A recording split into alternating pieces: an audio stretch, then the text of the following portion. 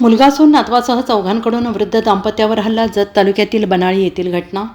बनाळी तालुका जत येथे घरगुती कारणावरून मुलगा सून आणि नातवासह चौघांनी वृद्ध दाम्पत्यास घरात घुसून मारहाण केली. या प्रकरणी जत पोलीस ठाण्यात गुन्हा दाखल झालेला आहे आणि याबाबत रामचंद्र गणपती यादव वय वर्ष 70 व्यवसाय मजुरी राहणार बनाळी यांनी फिर्याद दिलेली आहे आणि त्यानुसार नातू श्रीकांत अरुण यादव, नातेवाईक सुधाकर आबा जाधव, मुलगा अरुण रामचंद्र यादव, सून सविता अरुण यादव सर्व राहणार बनाळी यांच्या विरोधात गुन्हा दाखल झालेला आहे. पोलिसांकडून मिळालेल्या माहितीनुसार 1 मार्च 2026 रोजी रात्री सुमारे 8 वाजण्याच्या सुमारास सर्व संशयित फिर्यादी रामचंद्र यादव यांच्या घरासमोर आले आणि त्यांनी दरवाजावर दगड मारले.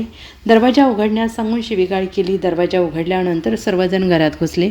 रामचंद्र यादव तसेच त्यांची पत्नी शालन यांना हाताने आणि लाथाबुक्क्यांनी मारहाण केली. यावेळी नातू श्रीकांत अरुण यादव यांनी काठीने रामचंद्र यांच्या उजव्या पाठीवर हल्ला करून त्यांना जखमी केले. सुधाकर जाधव यांनी शालन यादव यांच्या डाव्या हाताच्या मनगटावर, दंडावर, उजव्या खोब्यावर काठीने हल्ला केल्याचं फिर्यादीत म्हटलेलं आहे. मारहाणीनंतर शिवीगाळ करून पुन्हा मारहाण करण्याची धमकी दिली आणि जाताना पुन्हा रामचंद्र यांच्या घरावर दगडफेक करून नुकसान केले. मारहाणीत रामचंद्र आणि त्यांची पत्नी शालन जखमी झाले आहेत. या प्रकरणी जत पोलिसात गुन्हा दाखल झालेला असून अधिक तपास सुरू आहे.